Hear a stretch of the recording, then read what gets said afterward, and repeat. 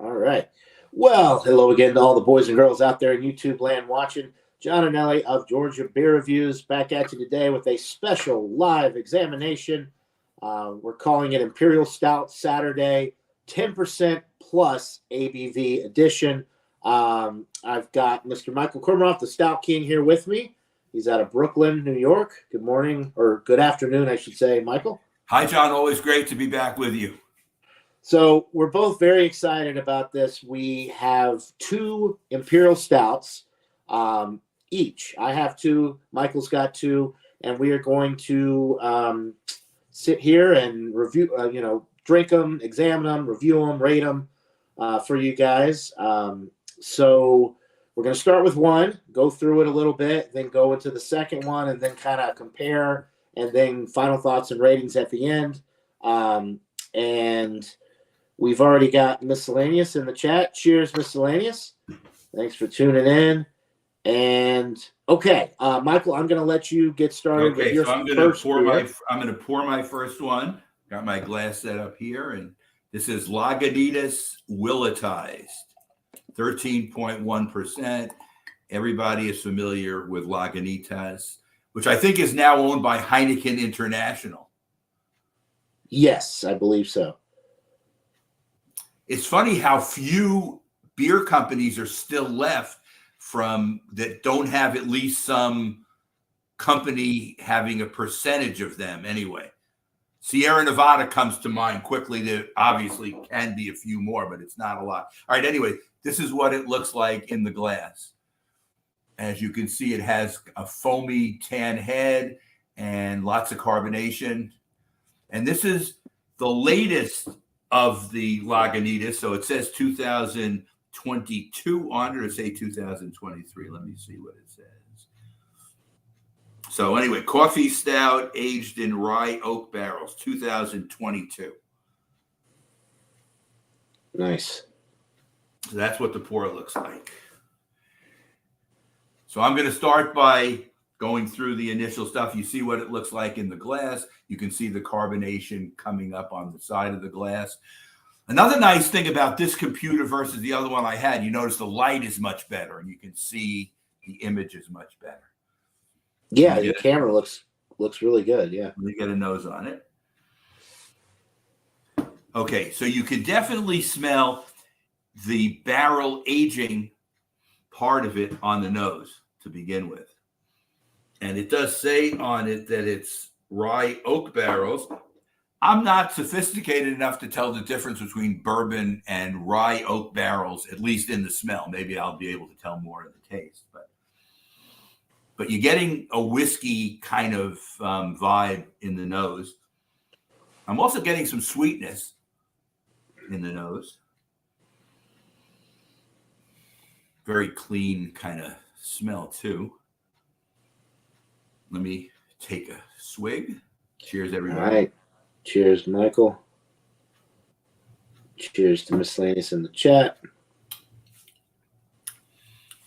Okay, first of all, this is one which right off the bat, you can tell that there's alcohol in it. So in other words, it's 13.1%. And so the alcohol is in the initial taste. But I wouldn't say that you would say it's ultra boozy, but it's certainly boozy. So that's the first impression I'm getting. It is boozy.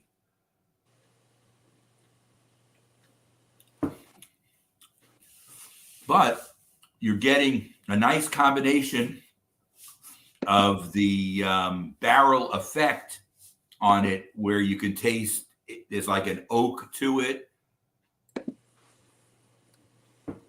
And you can tell it's a coffee stout as well, because you're getting some, mild coffee bitterness. Somebody just wrote like it's not Stout Sunday, but that's okay. Yeah. So Joey in the chat says it just doesn't feel like a Sunday. Yeah. It's not, Joey. Well, the thing I guess I like the best about this, and I can have more sips and come up with more stuff, it's very well balanced in that the combination of the malts with the hops in this very well done, and the barrel effect is bringing on a really nice taste profile. It's a sipper. You wouldn't want to be, downing this or, taking big gulps of it. But and here's something that's happening. This happens with high alcohol beers a lot. Remember the head at the beginning? So what you're getting now is it's now down to kind of like a little above like a rim head, but you're getting nice lacing on the side of the beer. And let me take another sip.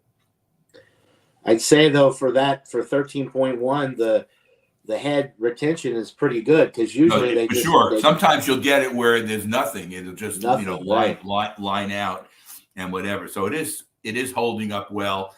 And now Willet is a type of rye, I believe, right? So when they're saying it's Willetized rye, that's meaning the barrels that they put in. Right. Meaning that it's aged in the rye, in the Willet rye oak barrels. So I guess what I could say, and I'm certainly not a spirit expert like Robert, the whiskey scout, but I guess the rye is a little milder than the bourbon to me, because most of the beers we have are bourbon barrel aged. This one is rye. So the bourbon can be sweet, but it seems to be different than this effect of the rye. But the rye is nice with this. It seems to be doing a really good job. That's one of my favorites. As far as bang for your buck, too, like you're not going to find a cheaper barrel-aged stout that's going to be much better than that. The Co-op, and as long as they continue to have it, I'm going to keep buying more of it. $3.02 a bottle. So if you think about it, that's insane. You're getting a 6-pack for just over $12, which is I'm sorry, a 4-pack for just over $12, right, which is almost scary. And I only have to buy one at a time. I don't even have to buy a 4-pack. I can go in and buy one. So right. I think that a lot of people don't realize what it is. So it's kept in the bottom where they have the different. The co-op is in like 2 different locations, and then it's in one section in the co-op. And they have I think they're actually in 6-packs, believe it or not, but it could be a 4-pack. I think Lagunitas, I'm pretty sure it is a 6-pack. If it's a 4-pack now, maybe it is, but it used to be a 6-pack for sure. So maybe it's still available in 6-packs, but either way, for a 13.1% barrel-aged beer, just to give you a point of reference, like both of the bottles I have, one of which is not even 12 ounces. It's 11. It's a European bottle, so it's 11.2. Both of them were over $10 for a single bottle, and the alcohol is comparable in the 13s, and both barrel aged as well. So right. Well, part of it is shipping because they do have to send it from Europe to the United States, but I think in the way that the pricing is done on most other things, that barrel-aged stuff is just generally higher. Lagunitas just has a way, I guess, of doing it where they're, and Miscellaneous is saying he can get 4-packs for $14. $14. That's in the same kind of range. So that's actually pretty good. Yeah. Now, some people say, and again, when they say it, I believe some of it. I don't believe all of it. That coffee type stouts you really can't save as long because the coffee will fade. But if you think about it, maybe you don't care if the coffee fades. So in other words, what would be wrong with cellaring something like this? And if in the end it has less coffee in it, you just live with that. You're still going to have the rye and everything else in it. And I'm not somebody who loves coffee stouts anyway. I think they're okay, but I don't. I don't frequent them and I don't look for them.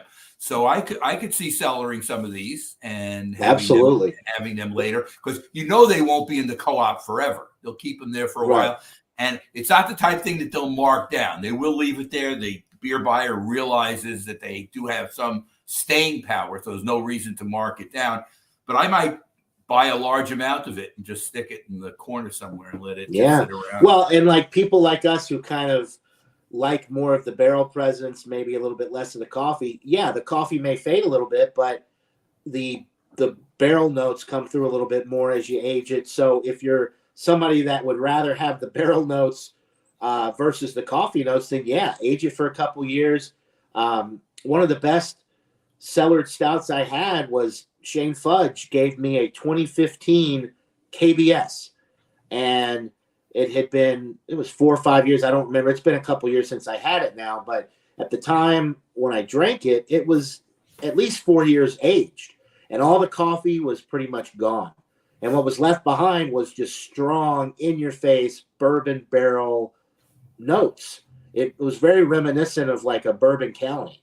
Right. It just where you get, a standard bourbon county where you get those bourbon notes, the dark fruit and all of that started coming through. No bitterness, no coffee.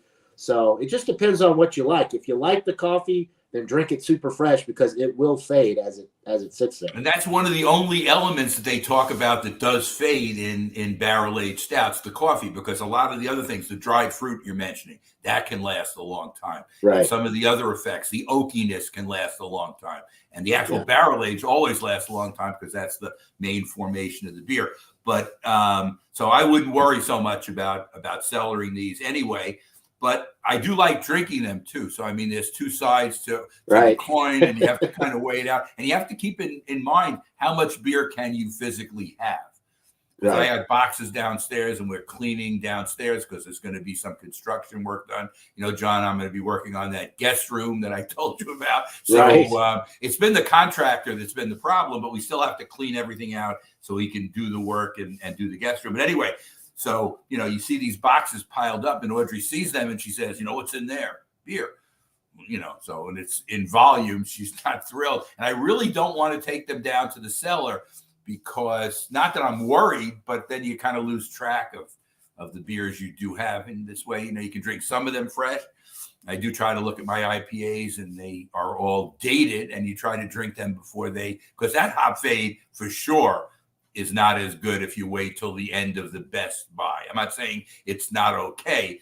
You drink those as fresh as you can because they're better.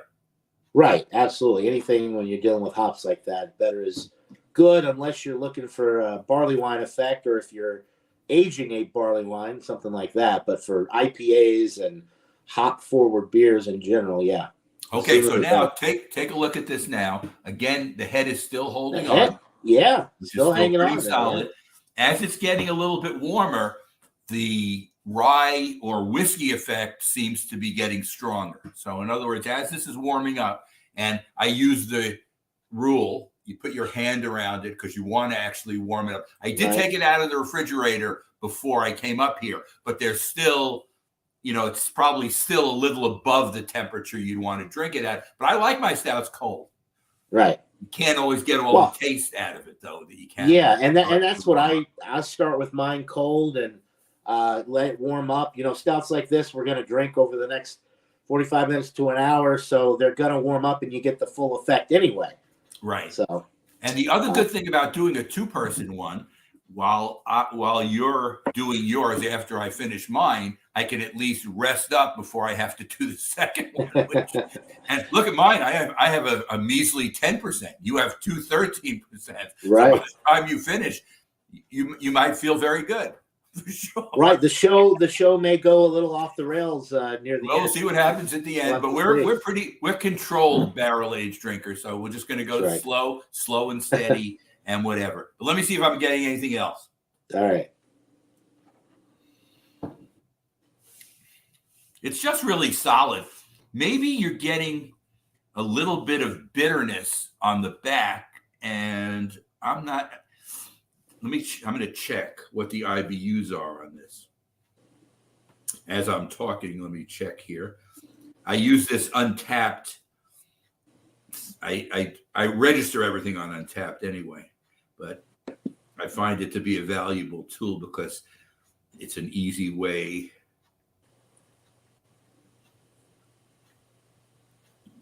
It's going to come up. Let's see. 32 IBUs. Okay. So there are some stouts, and you mentioned the Founders one. I think that one is 50 or 60, the KBS. So this is less in terms of the bitterness, but there is a little bitterness on the finish that I am getting, but it's the sweetness in the barrel aging, whatever, comes together well with the bitterness. Which IBUs are rated anyway from the hops, so the bitterness you could be getting could be from the coffee and not the hops. So that's certainly possible. I'm very impressed, John, with the lacing and the fact that the head is holding up so well. Yeah, which I guess both of us would agree that's a sign of a well-brewed stout and a well-brewed barrel-aged stout too. Absolutely. That it's holding up this well, and that we're 15 minutes in or so, something like that, and it's still holding up well. I'm going to continue to sip on it. Nice, and I guess I'll get into my first one while you're sipping on yours, and we'll kind of go back and forth a little bit. That's fine. That's fine. As it warms up, you let me know in real time if there are any other flavors or aromas that develop. I'm dying to get into mine here. I'm salivating after listening to your description of yours. I got to get into mine. I'm sure yours is going to be terrific as well. You can open yours and put it in the glass. Yeah. Sure. So I'll keep sipping on mine. For all the viewers out there who don't know yet, I'm drinking the Pojala Sticks and Stones Port and Oloroso Barrel Aged Imperial Stout, 13.5%.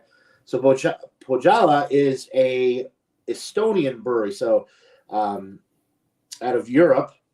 To be more specific, Tallinn, Tallinn, Tallinn, Estonia, and this is brewed with raspberry branch tea, raspberries, and licorice.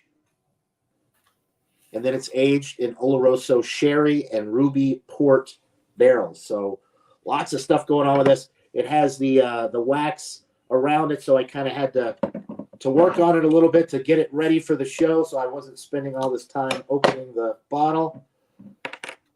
I'm glad I did because it opened very easily. Let's pour it up.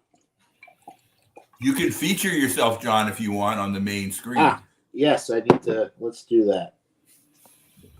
Okay, so I poured it pretty aggressively to get ahead there. As you can see, it's about just over a finger's worth of a dark tan, almost beige head, and very dark appearance. I'd say jet black. I can't see any light coming through it at all.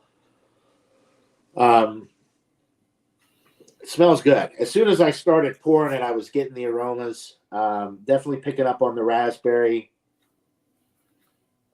And like tea leaves, how they have a very distinct, like if you smell a tea bag, like not regular tea, like Earl Grey tea or something like that, like or green tea. It's a little bit more herbal, and it's got that type of aroma too. I'm very pleased with the raspberry aroma. It smells really fresh, and I've had a few stouts with raspberry in it over the years, and I always have really enjoyed them. I just think that the chocolate notes that you get from the stout and the combination of the raspberries, like a chocolate-covered raspberry. Are you getting any barrel effect in the nose? That's the next thing that I'm getting. After you get through that raspberry, there's a definite, like, oaky, woody barrel note there. And I'm kind of one of those too, like Oloroso sherry, ruby port barrels. On the nose, it just smells barrel aged. I can't really tell. I wouldn't be able to tell you, oh, that's aged in sherry cask, or that's aged in, port barrels. But it definitely has that barrel presence. I think once I get into the palate a little bit, maybe it'll be a little bit more sweeter versus like a bourbon barrel or a rye whiskey barrel. But there's a definite barrel presence for sure. So dark chocolate, dark toasted bread, the raspberries, the barrel presence. It is boozy a little bit on the nose. You can tell that it's higher alcohol, not because it smells like alcohol, but because of the barrel aging, I think. Anything barrel aging for me, when you pick up on those woody notes like that, it's a dead giveaway that it's higher alcohol because of the aromas you're picking up on. So it smells amazing. Let's go ahead and try it out. Cheers, Michael. Cheers, John. Oh, yeah. That is a nice first sip. So Raspberry is the first thing I pick up on, but it's very short-lived. Then I get a dark chocolate and a very dark toasted bread, like almost a coffee bitterness from the roasted malt. There's no coffee in this, but it has got a roasty quality that is very reminiscent of a dark roasted coffee bean. It is intense with that roast. And then a little bit of barrel on the back end. I was thinking the barrel might be a little bit more pronounced, but it's actually, because of the raspberries and the intensity of the roasted malts, the barrel kind of takes a back seat, but it's definitely there, but it's on the finish. Can you taste the 13%? I cannot taste the 13% alcohol. I will say, or 13.5% alcohol. As I swallow it down, though, there is a warming effect, so you know you're drinking a higher alcohol beer. And I'm getting the barrel notes, and you know what? It's got almost a wine type of note to it. So I think that sherry cask is kind of presenting itself. It's woody, but it's also it's very dry, like a sherry type of wine, I guess. I'm not a wine expert by any means, and the port barrels as well. Port is a high alcohol dessert type wine, so there are notes of wine in there, wine barrel. So I couldn't pick it up on the nose, but as I swallow it down, those barrel notes are coming through, and it kind of is noticeable that it's aged in two different types of wine versus bourbon or rye or whatever else. Like, it has a distinct wine note to it. And it is very warming going down. This is still pretty cold. It's warming up. I had it out for 10, 15 minutes before we started the show, and we're going on 22 minutes now. So it's had time to warm up a little bit, and I'll kind of, cup it like you did, kind of warm it up a little bit more with my hands as well. But I think maybe the boozy effect will come through a little bit more as it warms up. But right now it is super smooth. The barrel notes are nice. The fruit notes are really nice. The roasted malt is really the biggest surprise, and it just really brings it all together, because it's not too sweet from the fruit, because the roasted malt and that bitterness, that astringent note that you get, balances out the sweetness initially. And then on the finish, that wine barrel presence comes in, and you get a little bit of woodiness and a little bit of sweetness from that as well. So it really is kind of a nice coming together of all of those different components. I will say, if I'm going to be nitpicky about anything, the licorice. There's licorice in here. I'm not getting any licorice. And when I think of licorice, like black licorice, I think of it's got a very distinct flavor to it. But I've had other beers with licorice in it, including the Bell's Kalamazoo, which I didn't get any licorice with that either. So I wonder if it's the type of licorice they're using, the brewer's licorice or whatever. It's not the same. I think they call in the Bell's one strap molasses licorice, which, who knows, maybe in the brewing thing it's there, but it doesn't portend a licorice taste. It's more of a combination ingredient. I'm not sure.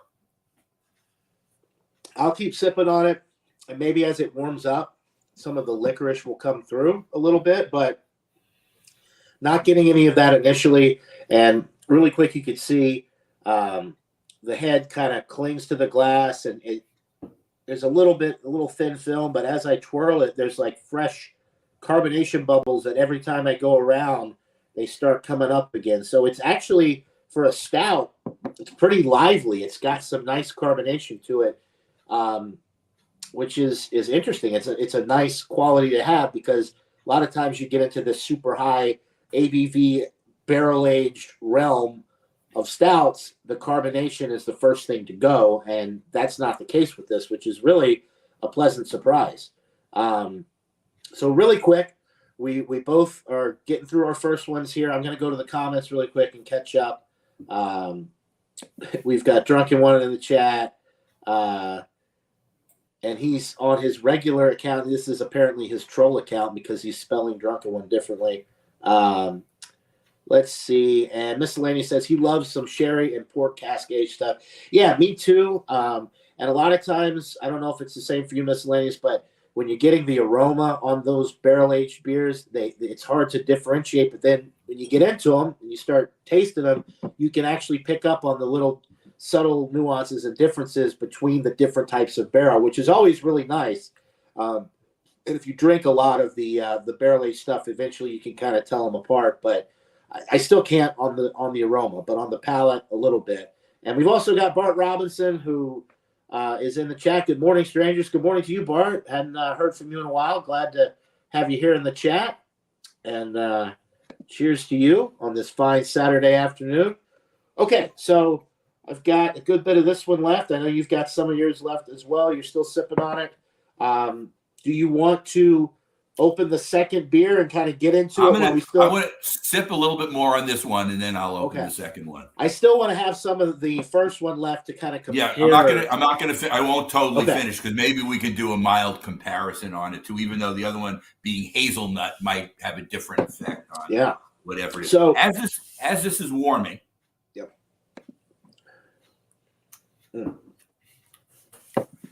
The coffee intensity is picking up. So it's barrel aged, or like you say, it could be hop bitterness too. It may not be all coffee. It could be the hops that could be bitter. It could be the coffee. But that is getting more intense as it warms. And the rye barrel effect is still pretty steady in it. I would say that this doesn't drink like a 13% beer either. But again, it also it doesn't drink like a session beer. So you would know right away from both the nose and the taste that it's more than 10. I mean, you know it. It's more than 10. But it wouldn't have to be 13. It could be somewhere in between. And I find also when we're doing some of these higher alcohol barrel-aged things at the group tastings, people tend to overrate them. In other words, they go higher than what they really think they are, just so they don't get caught being low on their guesses. Because we also ask, what do you think? It's blind, so they don't know what the alcohol is. Oh, you mean guessing the ABV? Guessing the ABV. Okay. People tend to guess high, it seems. And we have had stuff that has been 15, 16%, and people, they don't usually guess that high. So they'll go 14%, whatever, and then it'll turn out to be 15.5. And then they're shocked because, they figured they went to 14. But these come in all levels, these barrel-aged stouts, anywhere from, and some of them could be even less than 10. We set 10 as our level, but, you can get some that are 9.5 or, whatever, all the way up to, that one that Dogfish Head did with those other barrels. I think that was close to 20%. Oh, the worldwide stout or the worldwide stout with Utopia's barrels. I think that was at the top end. It had the same kind of cap, but I think it was closer to the top end of the thing. And I enjoyed that beer too, but it was different. Yeah, and the Utopia's barrels are not. That's their really high alcohol beer. So it's interesting that you take a beer and you're aging it in another beer barrel, a high alcohol beer, but nonetheless, it just gives it a whole different thing. It's really cool. Some of the different types of barrels that they're aging some of these beers in. Last beer has appeared on the. Cheers to you, Josh. And he says the highest. Yeah, I know. He had one that was 22%. I know Josh has had, I've seen his closet of stouts. He's got some, ridiculous ABV beers. Dio says party just started. Yep, that's right. Got a whole nother beer, Josh, that we hadn't even cracked open yet. But as this one warms, excuse me, a little bit more, I'm getting more of the, like the bready, the astringent type notes from that roasted malt. And this is such an interesting beer because it's like, like when you have bourbon, you have the different char levels. And then I think the highest one is the alligator char, where it's like 6 inches of char. I don't know how they do roasted barley malt for these stouts, but if there was a roastometer for the malt in this beer, it would be at the top level. It is so roasty to the point where it's like a dark roast coffee, even though there's no coffee in it. So that, with the balance from the sweetness and the tartness from the raspberries and the raspberry tea, it just works so well. And the barrel is kind of an afterthought. You get the sweet wine type barrel on the back end, but it really is like, this could be one that doesn't even need to be barrel aged because it's got so much going on the front end from all the other stuff. Let me get one more sip and see if I can pick. I'm really going to try here to pick up on some licorice. You have your licorice meter on to see if you I have it on. Now I'm thinking licorice. Let's see if it translates at all. Find it.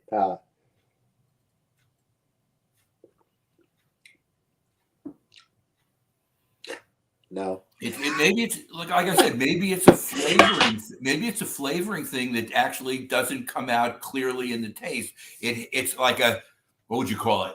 A complementary flavor with all the other things, and it does positive things, but you can't taste it. You know, yeah, maybe, yeah, that could be. Sometimes when we take points off, if it doesn't show what they're saying on the label, maybe we're being unfair because maybe it never would show. Maybe they would never get the taste of licorice, right? In it, I don't know. I'm just saying.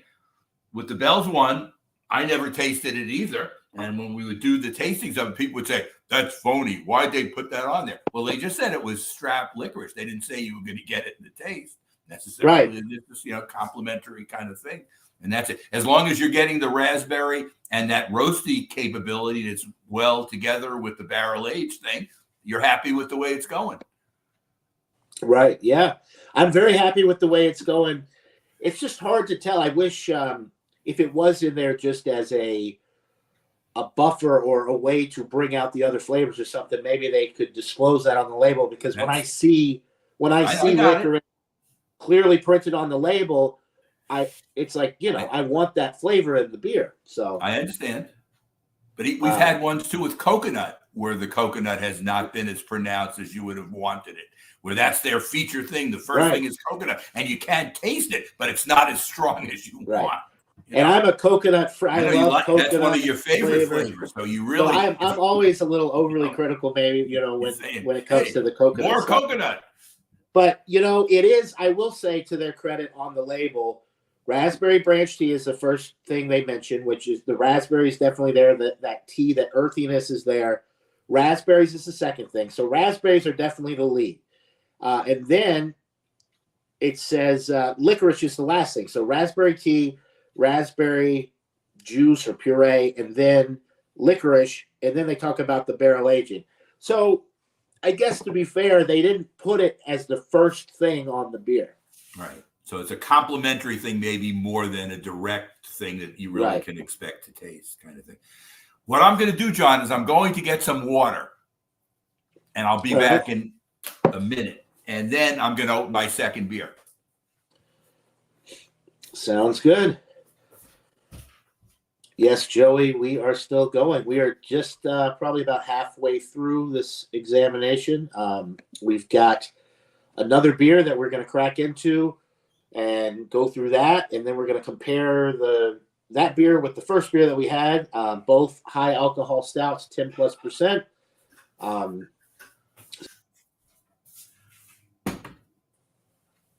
we'll see. I am back.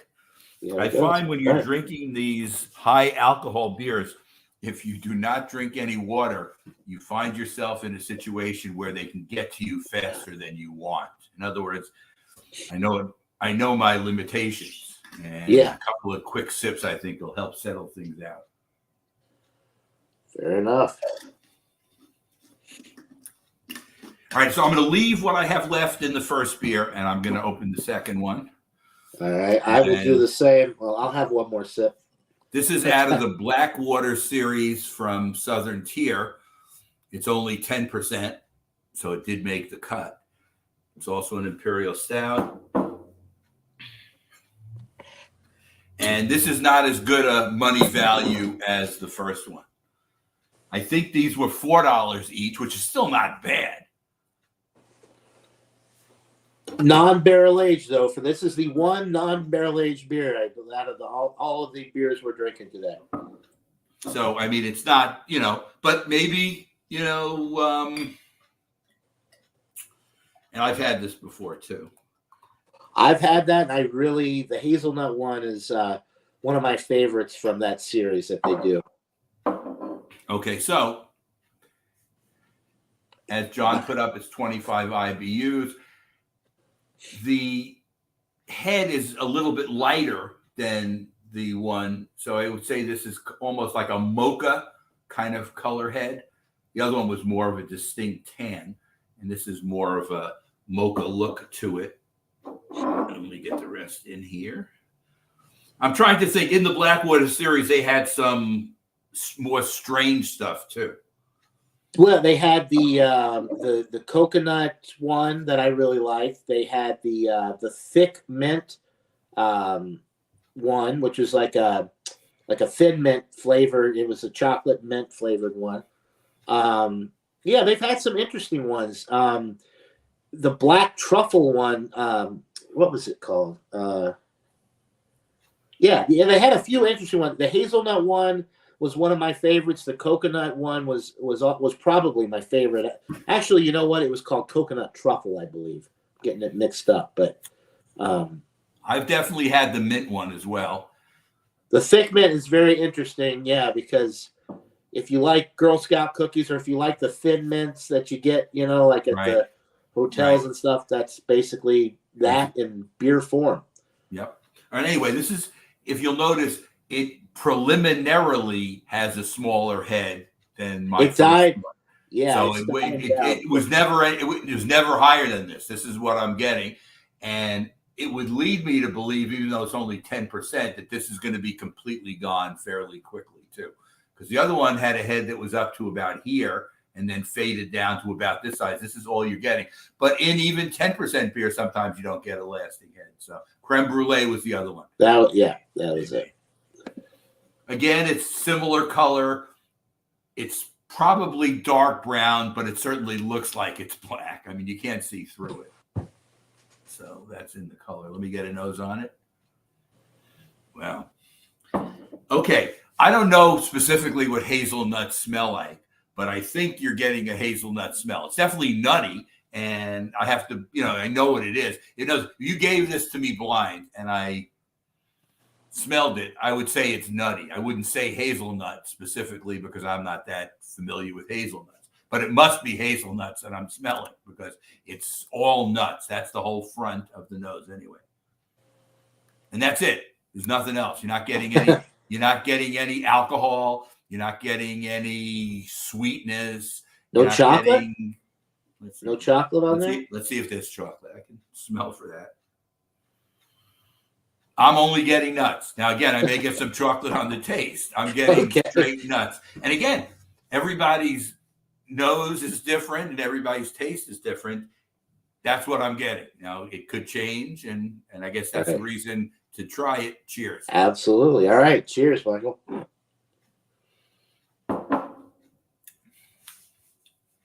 Well, the first taste is definitely hazelnut, too. Then there's an underlying like dark chocolate taste on the bottom underneath the hazelnut. I'm getting the chocolate now. But it's not sweet chocolate. It's more like baker's chocolate or more of, those very, definitely not sweet. Milk chocolate is sweet. Other chocolates are not. And this is definitely not sweet chocolate. It has kind of a fizzy carbonation as well, but it's not. And as you can see already, well, it's getting some nice lacing on the side from it too. So it's not completely. The carbonation is nice though. I'm looking for other taste.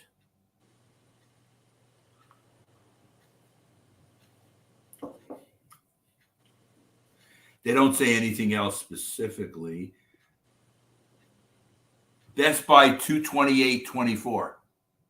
Okay, wow. It'd probably be good beyond that too with the 10%, but for sure. But I don't think this hazelnut is going to fade. I'm just telling you, if you kept this past, it would continue to give you hazelnut. Now, it's possible that dark chocolate might fade, or some of the other flavors might not be as pronounced if you waited well past the time. It is 10%. You could sit on it, I'm sure, without any trouble.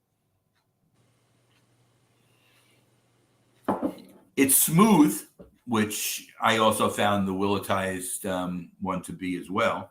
So it goes down. It's pretty nice in its.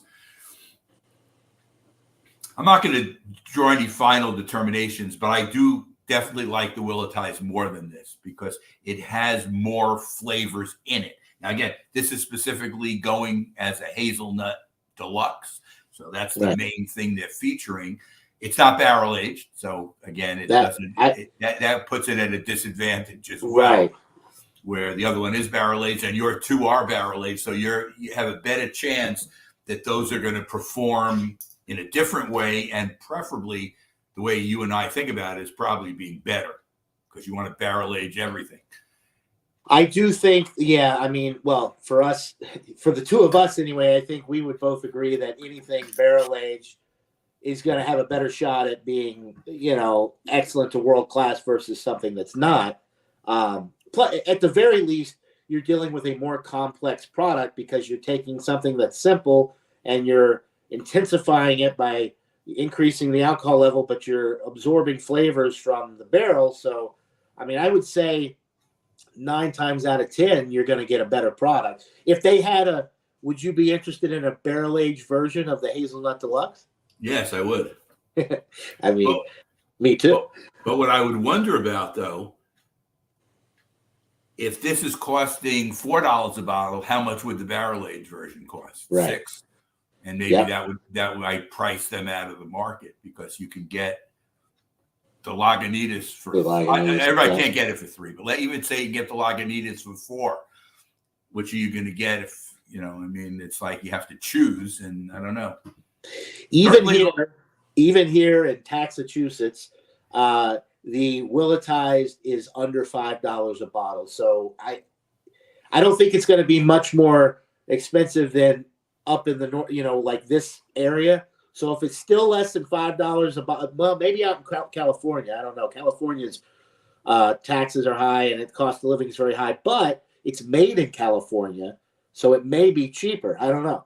Right. I think part of the way they do it, and Lagunitas, I think, realizes the New York market is big. I think they discount it. That would be my opinion. It's even reasonably priced by miscellaneous, though, too. So it's it shows you maybe it's not totally, but maybe they try to make more money on some of their other products, and they're willing to not go crazy over this one product. It's always been that way, though. Because this isn't the first. The willetized they also had one in 2020 that I remember trying as well. That was also very reasonably priced. Let me see if there's anything else I'm getting out of it. All right. It's certainly nutty as the primary thing you're getting, but I'm not going to make it seem like it's kind of like just a one note thing because like you did mention. I'm getting the chocolate as an underlying taste, but it is very nutty. But if it's hazelnut deluxe, that's, I guess, their intention. Yes, so it's not surprising that it would be nutty. Whatever. Right. I'm not saying I'm disappointed. It is as advertised. I'm not disappointed in it, but if I'm doing a direct comparison, the barrel aged one has a terrific advantage. So I mean, it's just the way it is. All right. When I was making my decision about which ones to do, part of the reason I decided to do this one with the hazelnut is it's different. It's a different thing with the nutty side of it. Yeah. So you definitely get a lot of contrast between the two, I'm sure. And if I was going to do a Bourbon County, most of the ones I had were like 15% and stuff, and I figured I might be devastated. And they're almost 17 ounces. They're 16.9. So you pick up those extra almost 5 ounces of it. And I would have done that with the Lagunitas. I might have been, floating away into. And this way, I still think you have to keep sipping it. You can't really, start taking big gulps or anything, because even 10% will catch up with you. So yeah, you got to go steady. So do you want to open your second one? Yeah, let's do it. You can keep sipping on yours. And I'll keep sipping on both of them. And as this warms up, it might have some things it might change too. So for my second one, I've got one from Jackie O's Pub and Brewery. They are out of Athens, Ohio, which Joey Edibles is in the chat. STD Degenerates, which he's out of Cleveland, I believe. So this is probably not too far from your neck of the woods, Joey. The Bourbon Barrel Oro Negro, 13.7%. And this is an Imperial Stout brewed with walnuts. So this is, some nuttiness with this one, hopefully. Conditioned on spices and aged in bourbon barrels. So to be more specific, one of the things, too, that really sold me about on this beer was, okay, here we go. To create Bourbon Barrel Oro Negro, our cherished oil of Aphrodite was aged in bourbon barrels and infused with cacao nibs, vanilla beans, habaneros, and cinnamon sticks. So habanero pepper infused, cinnamon, and cacao nibs and vanilla bean. So a lot going on with this beer. Not to mention the walnuts that they said on the front of the label that it's brewed with. So nutty, spicy, not just from the peppers, but maybe from the cinnamon as well. That'll be an interesting combo. So let's go ahead and see what it looks like. Pour it up. And this one is 13.7. So the Pojala is 13.5. This one's 13.7. Some of you may think that I'm crazy. Maybe I am for drinking two 13.5+ % beers. Nice Founder's glass. Yeah, went with the Founder's CBS glass. No longer produced, unfortunately, but an amazing barrel-aged beer in its own right. So as you can see with this one, the head died immediately, which, 13.7. I mean, I guess you can't really be too disappointed. Maybe the habanero peppers killed it off. I don't know. Can you smell the habanero peppers? Yes, I can smell a peppery, like pepper skin. Like, it's hard to, wow. It's hard to describe, but it's definitely got a spicy pepper aroma to it. So much, in fact, that I'm having a hard time picking up on anything else. I am getting chocolate, some dark chocolate, and like the cacao nibs. So milk chocolate, dark chocolate. Wow, the pepper aroma, it's almost making my eyes water. It's like I'm getting the heat before I even consume it. Are you getting any alcohol on the nose? No, but I am getting the bourbon barrel. Okay. I'm getting a woody note. So I guess, I don't know. It's I guess you could say that I'm getting alcohol in the form of the bourbon barrel, but it doesn't smell boozy. It just smells oaky. Okay. Is this the first time you've had a Jackie O's product? Is this your first Jackie O's beer? I have had a Jackie O's beer. Bumpy brought one over when I was living, before I moved in with Caitlin. I was living in my apartment. He came over one night and brought a Jackie O's beer. And I don't remember what it was. I don't think we actually reviewed it. It was a barrel-aged beer, and I remember liking it, but that was the only other time I'd had Jackie O's. I've heard of it, but I've never had one. I'd love to go to Ohio and go to the pub the Jackie O's pub, and check out several of their products at the same time. So this is a year old too, so that may have something to do with the head rotation. I mean, I don't know. Just throwing that out there just to let everybody know This is a year old. And this is an interesting bottle. It's 12.7 ounces. That is weird. Which is really unusual. It's usually either 11.2 if it's European. Otherwise, It's 12. And for it to be somewhere else more than that, it's a weird shape bottle too. It is. It's a cool looking bottle, yeah. But yeah, 12.7. That is weird. So anyway, let's it smells really good, but yeah, the pepper aroma is really the lead thing, that the chocolate, and then the barrel on the back end. I'm not getting any nuttiness, any walnut on the nose, but I have a feeling maybe that'll come through a little bit on the palate. But I'm salivating here. I'm dying to get into this. Okay, so let's go ahead for it. Try it out here. Cheers, John. Let's see what you get.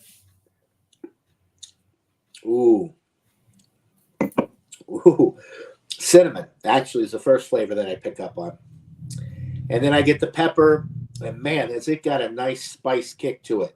I love spicy stuff, so it's not bothering me, but I feel like if you're not into peppers and spice, this may be offensive to you because it burns. I can feel it. It's very, very enjoyable. The cacao nibs are coming through. Vanilla is coming through as well. It is sweet. They did mention vanilla beans.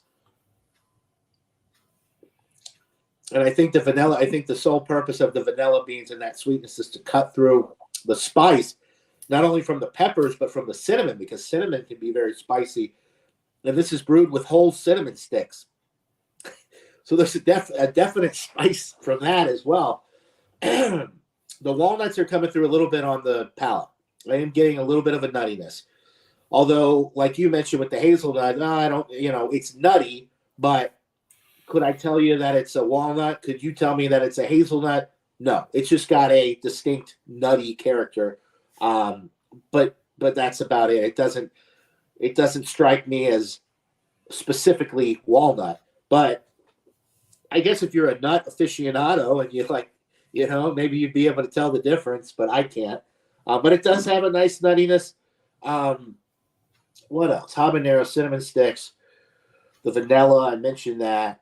So I'm actually picking up everything that's in this beer, whereas with the other one, the licorice was the only thing I wasn't picking up on.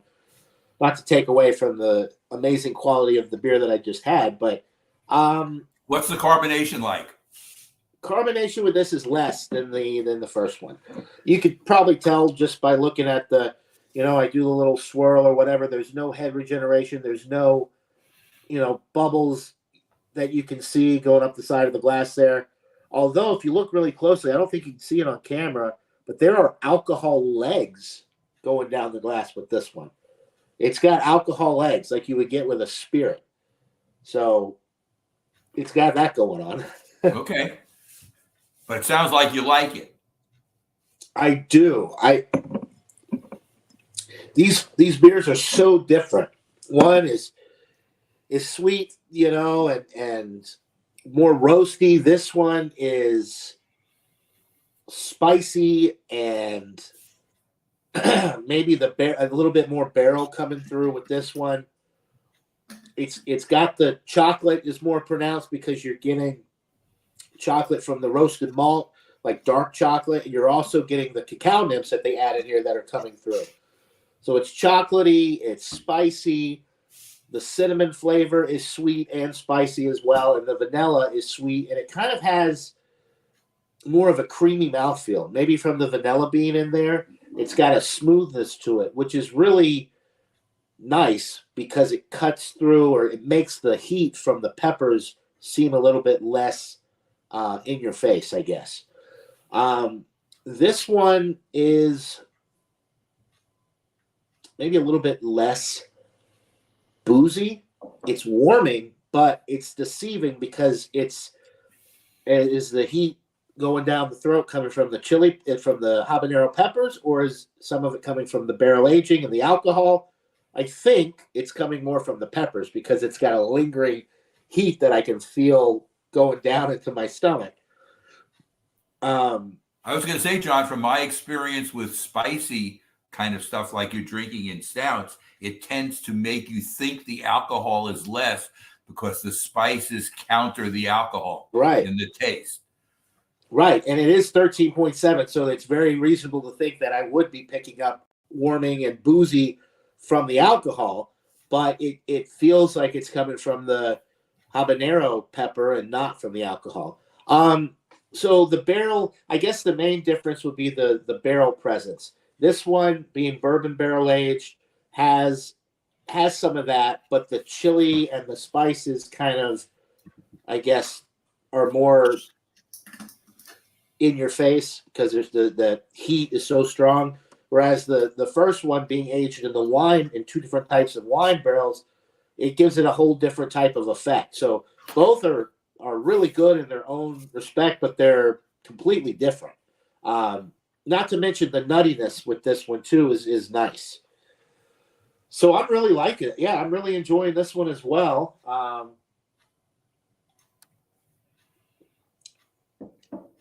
Yeah, this is one though. If you do not like spicy things, stay away from it, because it definitely has that kick to it. But I really think it works well with the chocolate. Yeah, I've actually bought, Taza chocolate infused with green chilies before. Like that's actually a thing. They sell a lot of chocolates now with chili peppers in them because that sweet and spicy effect is something that a lot of people really like. So it works in this beer. It really works. The body with this one thing I'll mention is the body with the Jackios is a lot more than the body of the Pojala one. I think it's because of the cacao nibs and the what else? Maybe the peppers, because peppers are oily, so it has a thickness to it, which is a positive thing.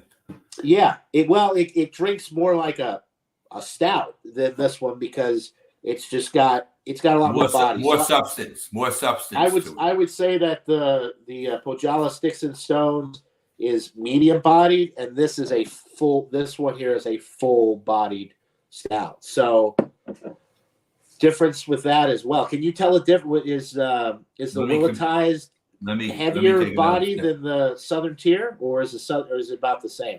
Because bourbon barrel doesn't always mean more body; it just means more alcohol. So, I think the Willetized does have more substance to it. It's a little bit more. Okay. I wouldn't say it's thick though. It's somewhere in medium thickness in the feel to it. It's medium, not thick, but it has more substantial. I was going to say also, if you do not like nuts, do not buy this because it's not strong enough in anything else. And if you don't like a nutty taste in a stout, you'd rate it you'd rate it, if you're fair, you'd rate it fairly. But if you don't like nuts, you're not going to like it because it is primarily, you had it before, so it's more nutty than anything else. Right. Like I said, the dark chocolate is there in the background, but it's not a direct thing. And maybe that does balance the nuttiness a little bit so you don't get all nuts. But I guess if you could say one negative thing, it's a little bit maybe too one note, but that's the note they're trying to create. So you can't really, if they put on the bottle that it's hazelnut deluxe, I mean, they're trying to give you the hazelnut kind of effect. And it's definitely an Imperial Stout. It's more than 10%. As I'm drinking it warmed up, I'm really not getting anything else.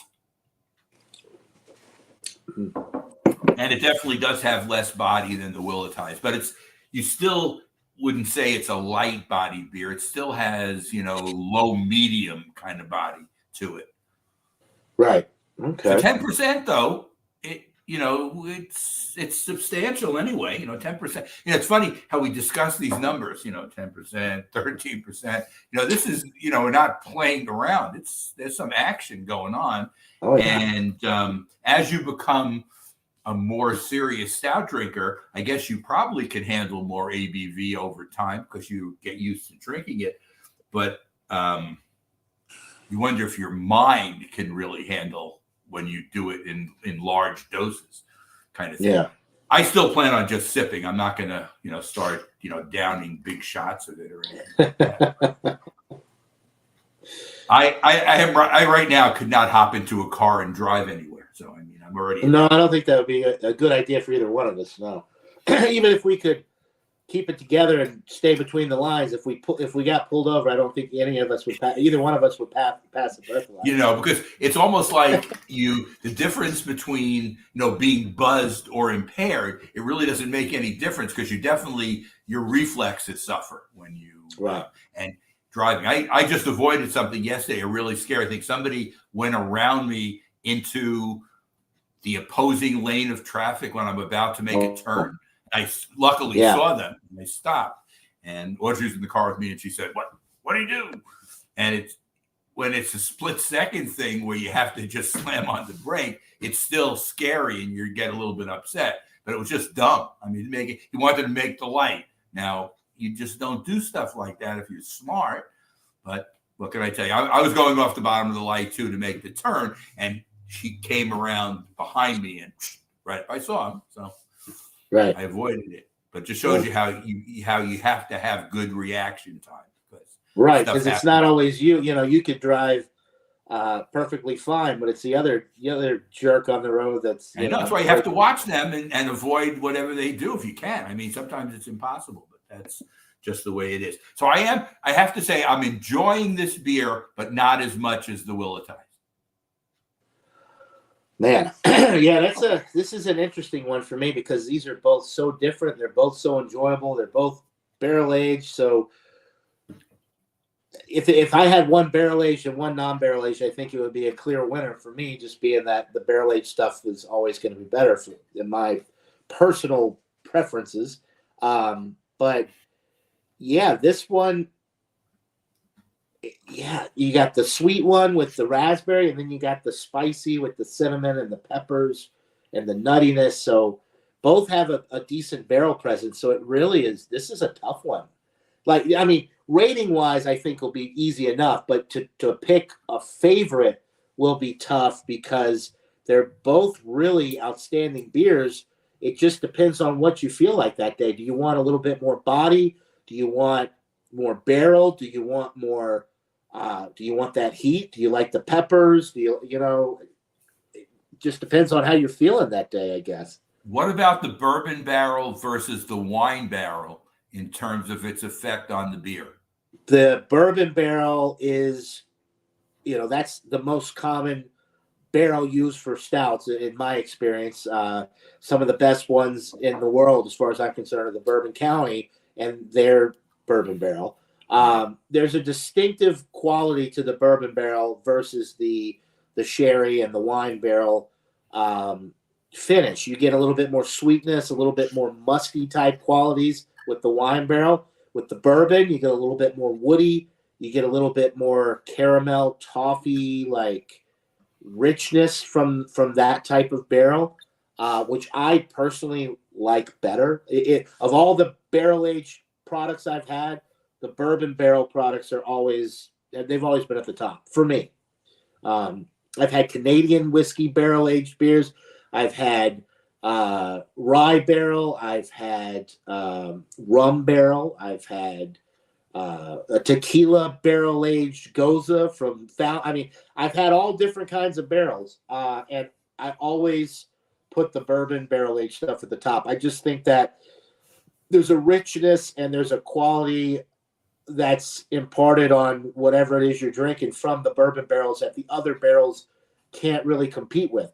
And bourbon is one of the stronger, more flavorful spirits because of the aging process and the strictness with that. Rum, you get the molasses and you get other things. But with bourbon, you're looking at anywhere from like 4 to 10 plus years for bourbon. Right. So there's a complexity that you get from that you don't get from other barrels. And I've also had more bourbon barrel than anything else too. And I've had several of the other barrels that you're describing too. But it's funny when you do get something which is, so he agrees, the rye over the straight hazelnut. But again, we're putting the Southern Tier at a disadvantage because it's not barrel aged. So it's probably going to lose in most head-to-head competitions with anything that it's going against that's barrel aged. But look, it's like anything else. When you do these, this is all very subjective. and we're rating them on what they are, and we're not, going to say, hey, this one is fantastic. This one is, you're rating it for what it is. It's either good. You're rating it. You try to rate within the style and the quality for the style, and then you throw a little bit of personal preference in there as well.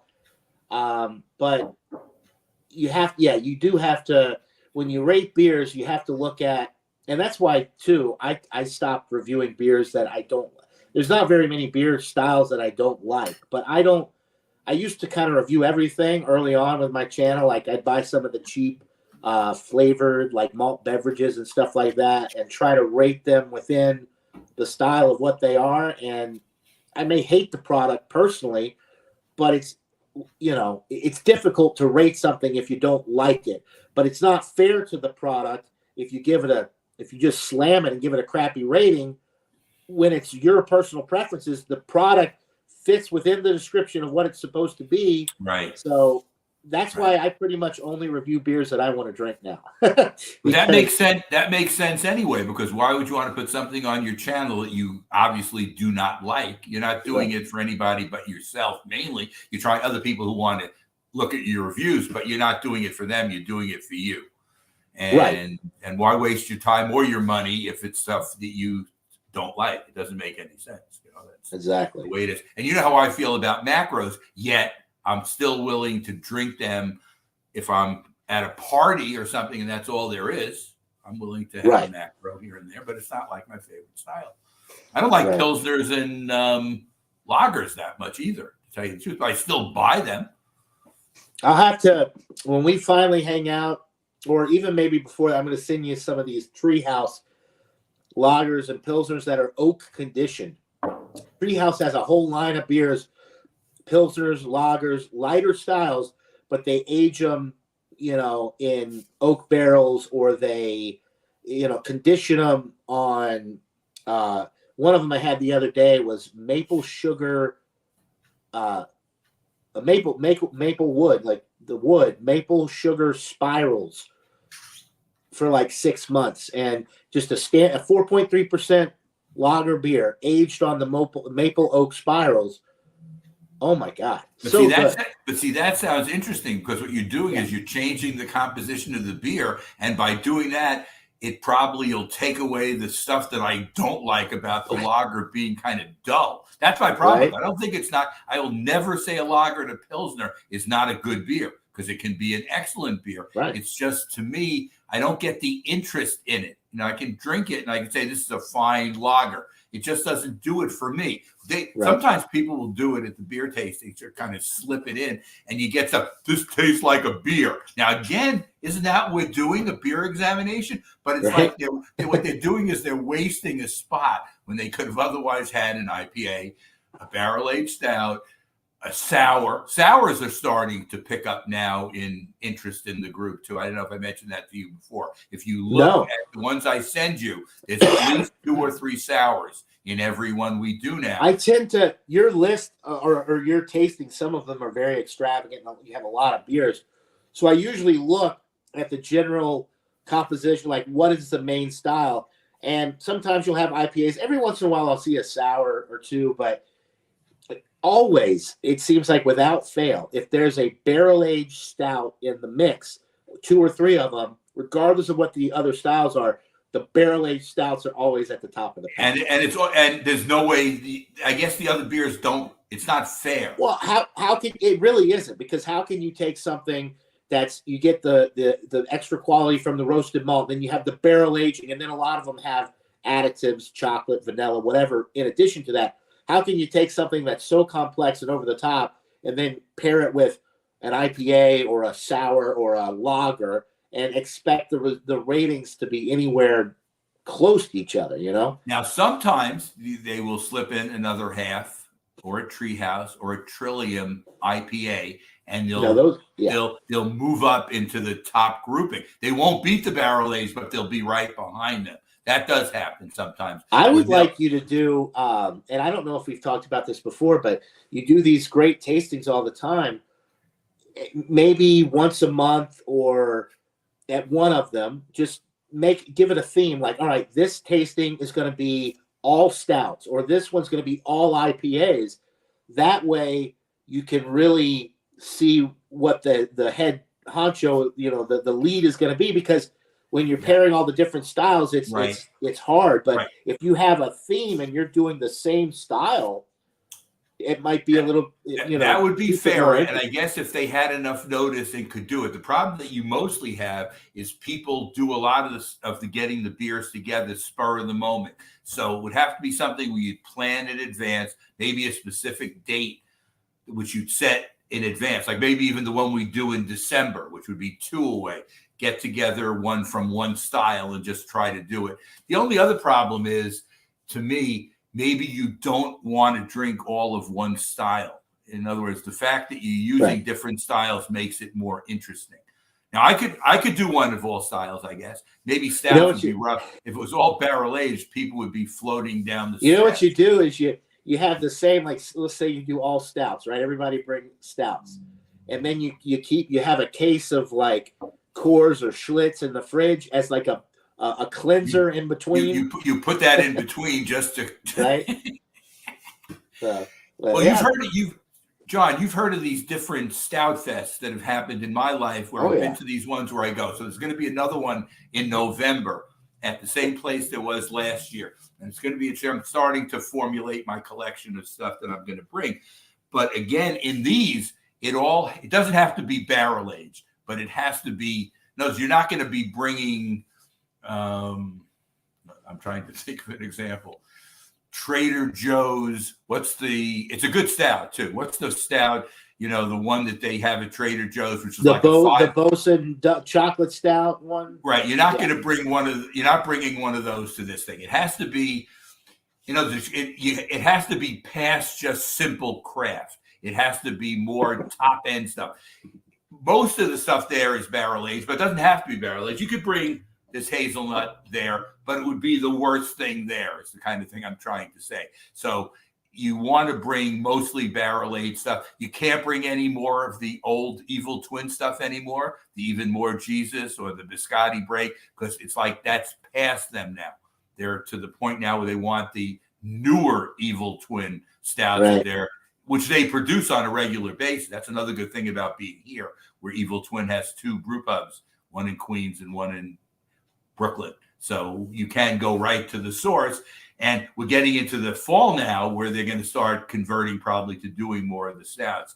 For Father's Day, we went to one, and I like IPA, so it's not going to bother me, but some of the people who went with me don't like IPAs as much. My daughter, for one, my wife, as you've heard, for another. So when you do your beers and you get them together, you have to pick things that they'll like, and it's sometimes things I don't like. But look, it's like anything else. You draw some happy medium, whatever. Nothing Evil Twin makes is bad. It's just I don't want to try a 3%. It had like a 3.5% something, which it was interesting, but it was not something that I would normally do because I like to have a little bit more kick. Well, and plus Evil Twin, the thing. If you can get a 3.5% beer that's like dirt cheap and whatever, drink a lot of it, buy a lot of it, whatever, fine. The problem is Evil Twin is pricey. It's a craft beer. If I'm paying $12 for a 4-pack of a 3.5% beer, come on, It's like it's defeating the process. You're right. Well, the beer may be very tasty and very good, but I'm not paying that kind of money for a 3.5%. And they don't give you a discount. They charge the same as they do for everything else they sell. So it's not. But this was at the tap room, and it was one of the few things that we did have a sour there that day, which they did like, and because Bryce, my daughter, and my wife like sours. And Chris, my daughter's husband, likes IPAs, and he does like stouts too. And that's another thing. When I do buy a case of the stuff, I'll give Chris one of each of the beers too, so he can try them. And I think IPAs are his favorite, but he does like stouts too. Okay. What I was going to say, I haven't had a sip of my Willatize for a while, so I'm going to take a sip of that now and compare it with. Nice. You know what? That's a good idea. I've been drinking this Jackie. I was like, it's time to switch back. Because now we're getting to that, we can give individual ratings if you like, and then we can do a comparison at the end And Maybe we can even at the total end do a cuvee of what's left. I at was the bottom actually, you know what? and I was and mix them because I'll tell you something. I I used to say to myself, "That's the dumbest thing I've ever heard." But when I've done it, sometimes it can be interesting. I'm talking about the last maybe 2 ounces out of each when you're yeah, just a little bit, just in case it's terrible. You're not wasting a lot of good beer. All right, so yeah, let me get a little bit more of the Puhala as miscellaneous gave me the correct pronunciation. Puhala. I think I was saying Pojala. Puhala. What's Josh thing about Anchorage stouts? What does that mean? Is there some John only inside drinks joke? Anchorage. I'm not sure what Anchorage stouts are. I mean, Anchorage is a Anyway, city in Alaska. I don't know what it is. Have you had Alaskan stouts? I don't think I've ever had a beer from Alaska, to be honest with you. But speaking of the chat, we've got Paul Middlefra from Canada. He's brewing. He's a home brewer as well. Drunken One's in the chat. I think I mentioned him earlier. So Robert, the Whiskey Scout, we were talking about him earlier. Yeah, he has been busy because he hasn't been posting content on his channel. I haven't seen him on any of the hangouts or anything. So good to see you, Robert. Stuff related to his job. He's been traveling a lot. I think. Hopefully everything's going well with Robert. I know there was some stuff going on like with his family too. I don't want to like get it too specific, but hopefully you and your family are all well. We'll have to catch up sometime, Robert. And let's see. Josh says their price. He saw a deal with. Oh, so I guess Anchorage makes stout. It's a brewing. Wow, a brewery. That is pricey. Yeah. Wow. That's outside of my price range, Josh. That's only for you high rollers out there. I'm not spending $100 on a beer. The $20 is my limit. Josh's excited because the Phillies knocked the Braves out again, so he's coasting. I was watching. I was being a big. Look, it's sad they last 2 years, but it does. Teams go through these kind of things, and now they got to play those Diamondbacks, and you never know. We'll see. I don't know. I do think I'm pulling for the Phillies since they beat the Braves. That's my team is the Braves, so I'm pulling for them all the way. Josh, go Phillies. Plus, I think they got a real shot with the team they've got. They've got some great hitters, great pitchers. Like they've got a really good team. They're peaking at the right time, as they say. Yeah. But you got Houston and Texas in the American League, and they both can be tough. So. Houston, yeah. The Astros always seem to just do really well, and even though I can't stand them, but how about Texas? Do you have any feelings to Texas in any way? The other no, team? Texas. I'm kind of indifferent with them, but I've never liked the Astros. And going back to the cheating scandal. I never liked them anyway, but then when the whole cheating scandal came out, it really just it took my hatred to another level. More of a reason to dislike them, as they say. Right. All right. So take a sip of the Puhala. Oh, definitely lighter. Going from this one back to the Puhala, a lot lighter body. This one, the Jackios definitely has a lot more substance to it. Man, this is tough.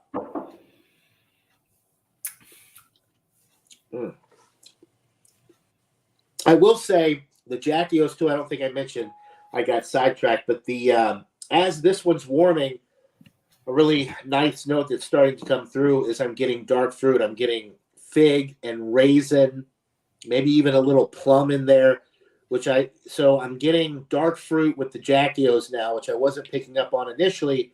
And I think my palate, once you get used to the heat from the habaneros and that cinnamon spice, you kind of get through that a little bit. And the more you sip on it, and you pick up on these other qualities.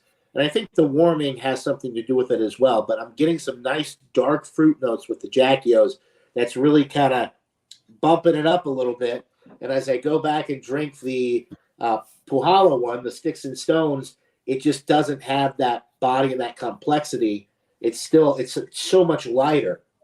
But drinking it on its own, I'm glad I started with it, because drinking with it on its own initially, I was getting all kinds of great stuff, and it really is a wonderful beer. But when you're drinking the two together, it really kind of pulls out some of the flaws of this one.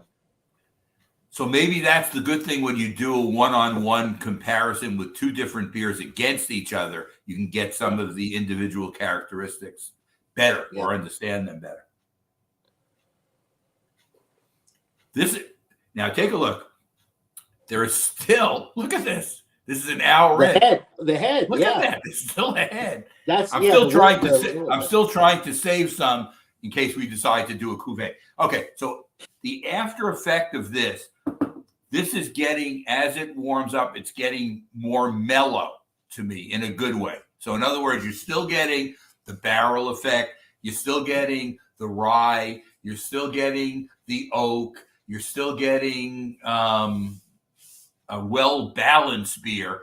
And it masks a little bit of the alcohol, but there's still booziness in it. So you can tell that this is an Imperial Stout. And you can tell it's barrel-aged. And it's really a well-done product, as we've discussed, whatever. This one, I guess to me, they're advertising it as hazelnut. It is. It's a little bit too one-note, though. In other words, it doesn't have a lot going on for it other than the hazelnut. But it's a stout. It's not barrel-aged. It's a straight 10% stout. It's still very good. I don't think I would buy it again. So that's one quick thought where I'm going to try to buy as much of this as I can. So whatever. But I'm just saying, I'm not saying it's bad. In other words, it was worth trying. I bought a 4-pack. I still think I have one left that I have not consumed. Maybe I'll sit on that and let that sit around for a while. It's a hard comparison. You're putting a barrel-aged against a non-barrel-aged. That tends to be, to me, a little bit too nutty. I don't mind nutty, but it's just, I don't know, it's just whatever. That's it. Yeah.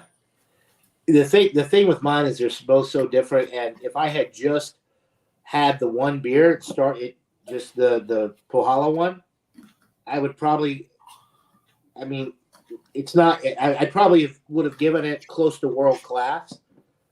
But comparing it to the Jackios and it just has so much more body and just so much stuff going on with it. So that might temper your ratings. That's okay. It will. That's a good thing. So if anybody from Estonia is watching at the Pohala Brewery, I apologize for the lower rating that your beer is going to receive because I've matched it up against a more substantial bourbon barrel aged, which I like more, stout. I apologize for the lower rating. Are you ready with your number for me to write it down? I think I'm ready for. I think I'm ready for both ratings because I've been going back and forth. You could do yours first. Okay. So for the first one, the Pohala Sticks and Stones. Here, I'll pull up the. For this one here, for everybody out there who may have tuned in late, for the Pohala Sticks and Stones Port and Oloroso Barrel Aged Imperial Stout 13.5%, I'm going to go with a 96, which is a solid A. It is a solid A. It has great raspberry flavor. It has great barrel presence from the sherry and the port wine barrel aging. You get that wine quality, not on the nose, but on the palate. And of course, the raspberry, like I said, is there. The only knock on this one really is the licorice is non-existent. I'm going to do some more research into licorice, that beer licorice, because it obviously it can't be the same thing that we're thinking of when we think of licorice, because I've had multiple beers with licorice in them, and I never taste licorice. So it must be something that they're using to enhance the body or to enhance the flavor of other components of the beer. And I said, maybe a complementary thing, which doesn't come through in the taste, but it does. It's there. So, yeah, I think that has to be the case because I've had, I don't know, 4 or 5 over the years now with the licorice in them, and they've all been the same thing. I've yet to have a beer with licorice in it where I actually taste the licorice. So anyway, 96 out of 100, nice barrel presence, nice raspberry notes, a little bit thinner on the body, but I would have never even noticed that if I hadn't had the second beer, which I'm going to give you a rating on now, which is the let me pull it up. Jackie O's, which is out of Ohio. This is the bourbon barrel aged Oro Negro, 13.7%. Now this one has walnuts in it, and then it also has habaneros, and it's aged in bourbon barrels, along with vanilla beans and cacao nibs as well to enhance the body. This one is just over the top. It's got more of everything in it.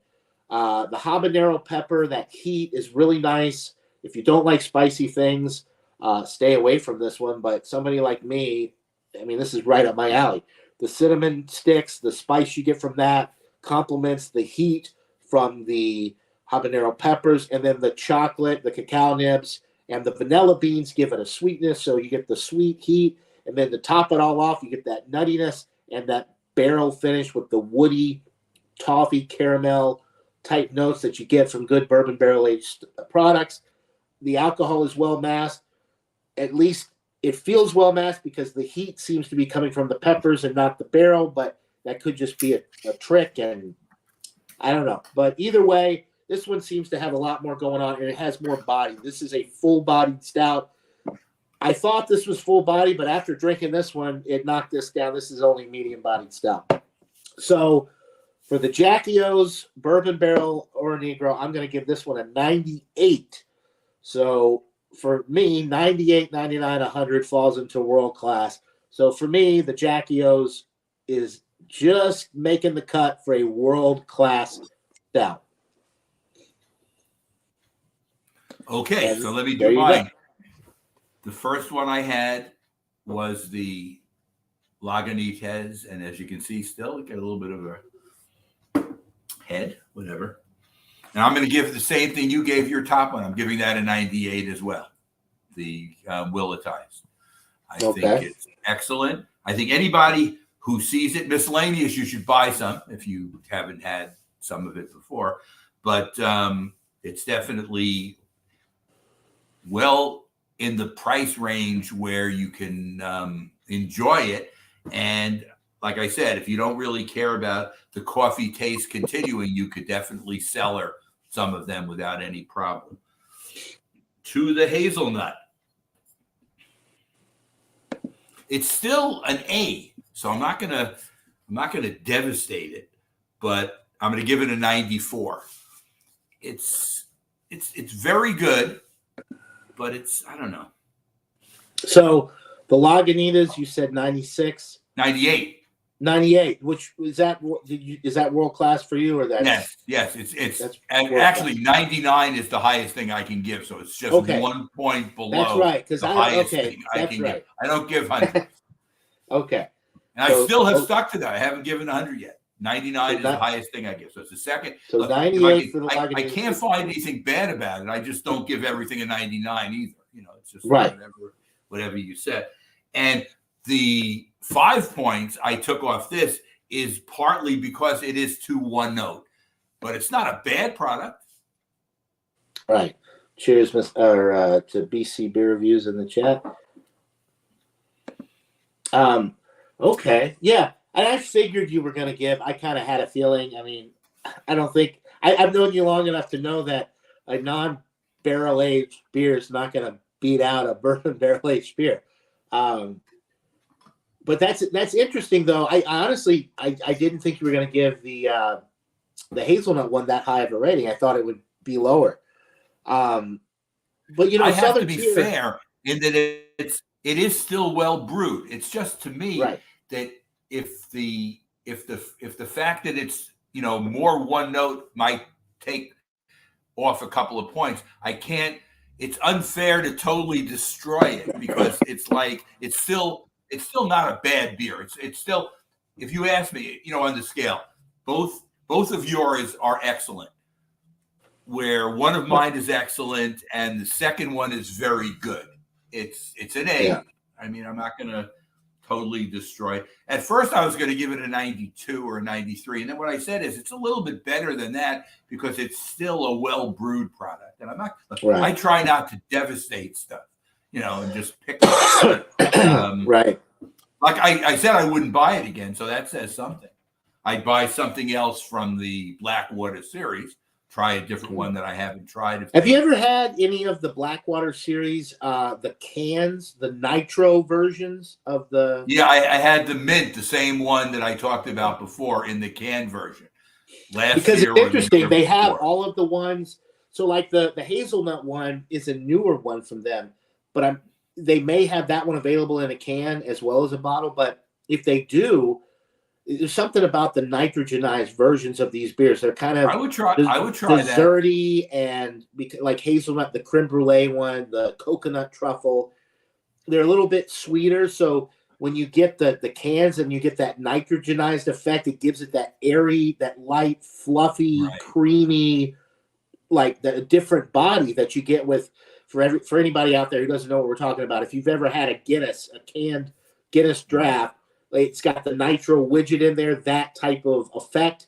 Imagine any beer with that type of thing going on. For most beers, that elevates it a little bit. So Right. I feel like if it was in a can, it might have even been given a couple more points. I'd be willing to try that as well if I was able to see it. So you're saying the Blackwater series also does come in cans? So the Blackwater, they have the Blackwater series and the Blackwater series Nitro. And I've had like the thick mint, I've had that in a bomber bottle back in Georgia. I also had it, I bought the cans with the widget in it. I preferred the can version because it gave it that extra body, that different feel to it from the nitrogen. The creaminess. And miscellaneous is right. So if you get the cans, though, you do get less because because they have to have room. It has to be room for. Otherwise, the beer would be too full and would explode. So you think you're getting a 12-ounce can, but it's actually only a 10.9. I think it's 9.6 or not. Maybe that's it. But it's in the same 12-ounce can that you would. But the difference is the widget takes up 2.5 ounces, or 3 ounces, so you don't get as much beer. So body or volume, I guess you have to determine which is more important to you. Right. I am down to this much. Are you ready? Are you ready to do your cuvee? I think I'm ready for the cuvee. And which way are you going to go? Which glass are you going into? So this is the lighter of the two, the Pohala one that I'm going to pour the Pohala into the Jackios because the Jackios has a little bit more body and it's clinging to the sides more. So I'm going to pour the lighter one into the heavier one. Okay. There we go. And I'm choosing, because I use the Lagunitas in a wider glass, I'm putting it into the wider glass. All right. With the nutty one. Look at that. Oh, boy. Woo. Yours will be more interesting than mine, I think. But I guess we don't know till we actually check it out. Has it changed the nose? Oh, my God. So much. So now you get the best of everything. You get the raspberry. Oh, that dark fruit with the from the Jackios combining with the raspberry of the Pohala, and then the nuttiness from the Jackios. I think too now we've got 3 different barrels. We've got Oloroso sherry, we've got port wine, and we've got bourbon. So there's a lot. Let me take some water before I try mine. It smells so good. I'm just going to go ahead and take a sip of the cuvee. Go ahead and go for it. This works. You know what the effect that it creates too? It gives you that Bourbon County, that sweet tobacco thing. I'm getting that now. Okay, cool. Yeah. That works. Well, that works. Okay, so mine, at least, I haven't tasted it yet. Mine works in the nose because the willetized is dominating, is killing the nut. There's no more nut smell now. Now it's all the bourbon, the whiskey barrel kind of smell. We'll see what the taste is. Cheers. Cheers. Wow. All right. It's funny. The hazelnut is now killed. what's happened is I have more volume, and it's like it's spread out the taste from the willetized bourbon, and now it's like I've picked up more, so it's made mine better too. And Yeah. maybe that's a strike against the Southern Tier. It doesn't hold up as well when you mix it with barrel aged. The barrel aged takes over. Yours are both barrel aged, so which one's in command? So which one's in control? It's a nice balance. So the Jack Yo's is heavier bodied than the Pohala. The raspberry, it mixes with the dark fruit of the Jack Yo's, but it takes a little bit of the thickness away from the Jack Yo, so it's still full bodied, but it's a little bit smoother, more like a Bourbon County, for instance.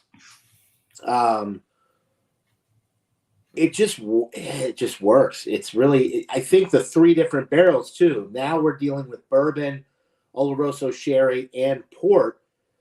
I think it just takes that complexity up to the next level, and somehow that trifecta of barrels has created a sweet tobacco type note that I'm now getting, that it just really, really works.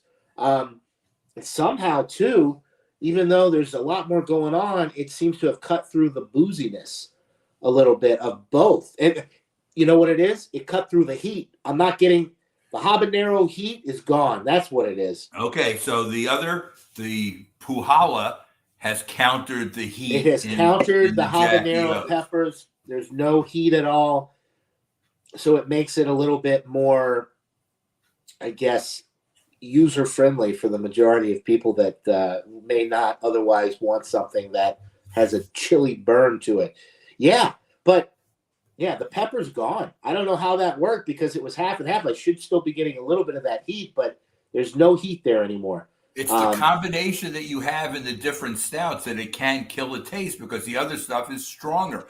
Yeah. Like I'm saying, in mine, the Lagunitas is by more alcohol and more substance now has overridden the taste. Well, basically all this hazelnut is doing now is volume. The ounces are here. It has really very little. You know what effect. You know what I thought of with yours too when you mixed it? I was thinking to myself with the coffee and the willetized and the hazelnut creamer. And hazelnut coffee is like one of the most popular. You can buy the Nestle hazelnut flavored creamer. It's like one of the most popular coffee creamer flavors out there. So I thought maybe like a hazelnut coffee effect. Well, you're still getting the coffee in it. Maybe you're getting a little bit of hazelnut in it too, in the coffee. Maybe that is a little bit. But anyway, it's positive because well, first of all, I could have drank them separately and not done the cuvee. But I'm happy that I did the cuvee because it's almost like it extended the willetized a little bit more. I'm getting the side effect of the combination. And I used to always think cuvee, you're going to wreck it. And I'm sure there are some you can do where it would wreck it, but this one doesn't. Nice. So Robert's making gumbo. That sounds delicious. And then he just dropped the andouille sausage. I love andouille sausage. Gumbo's really nice. And Miscellany says he is a hazelnut fan. Yeah. No, I'm not putting it down. Miscellaneous, if you see the Southern Tier, you should buy it if you like hazelnut because it's definitely the primary factor in the beer. It's just that you'd think that they would have to put in some side things in it just to make it more interesting. And there's a little bit of dark chocolate, but it's more in the background. It's not a direct kind of taste. And I think maybe Miscellaneous is he says, I know, Mike, not pressing you. He was just. Have you had Miscellaneous? Have you tried the Southern Tier Blackwater series beers? I'm sure he can get a Southern Tier. I mean, he's down in Florida, but Southern Tier. They have very good distribution. And we didn't discuss this. Southern Tier in Georgia, so I feel like he probably. We've discussed this before, John, and Victory, 6 Point, and Southern Tier are all owned by the same venture capitalist, Artisanal Ventures, and certainly their distribution has gotten better. You can all do your own thing if you think the beer quality has suffered. I don't know if it has or not. I continue to buy Victory, Southern Tier, and 6 Point, so happy with it so far. The Southern Tier I still get from time to time. I don't see a lot of 6-point stuff other than the resin, which I think it's a great beer, but I'm not a big fan of the West Coast super palate wrecker bitter type beer. So I just stick with the Treehouse and Spyglass and local juicy IPA, hazy IPAs. But I don't think, I don't think any of those three breweries have taken a hit in quality from the merger or the buyout or whatever you want to call it. And you still like the Victory sours in that series? Oh, the sour monkey is still, it's a whole series now. There are 5 of them, I think. Yeah, they have the Merry Monkey. There's a berry monkey, the berry monkey, the golden monkey, which is the original non-soured version. And then they have the sour monkey, and I think it may even be a 5th one, but I'm not they sure. may have one. I think they put out one every Christmas called the Christmas Monkey or I don't think I've ever had that one. It's got spice. It's like the berry the berry monkey with it's got something else in there. It's Michael and I were finishing up our. Hello, Caitlin just peeked in. Hi, how are you? Hi, Caitlin. I'm good. Good. All right, I'm gonna go empty the car. Okay, I'll be in soon. We're finishing up. We're still live. She went grocery shopping. Congratulate Caitlin later too, John, for me. Oh yes, I will. Yeah, I will do that. Yeah, you got a team dinner for the field hockey team tomorrow. You got to feed 20 kids, so she went to the grocery store and bought a bunch of food. That sounds good. Oh, here we go. Miscellaneous Rose Monkey. It's made. Okay, that's another one. I've never had the Rose Monkey. That's the 5th one. I've heard of it. I don't think I've had that one yet, but I'm pretty sure.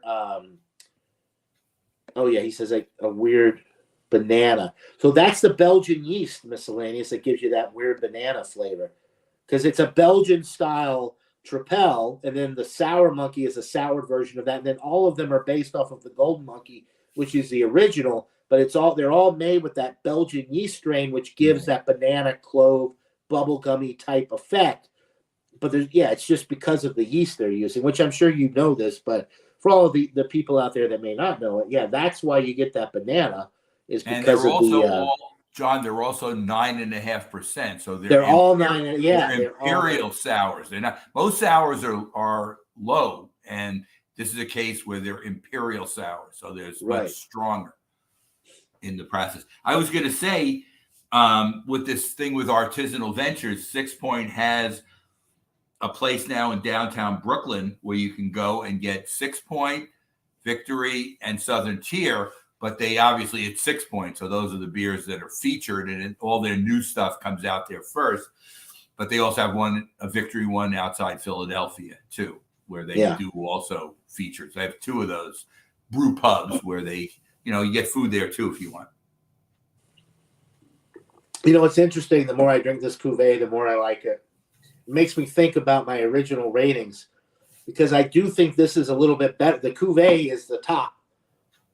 So would you give the cuvee a 97 or a 99? So I gave the Jackios, I think, a 98, right? Yeah, and the other one a 96. A 96. So I think what I would have to do, to be fair, now that I've had all three, would be to knock the Jackios to a 97, keep the Pohala at a 96, and then do the cuvee at a 98 as the world class.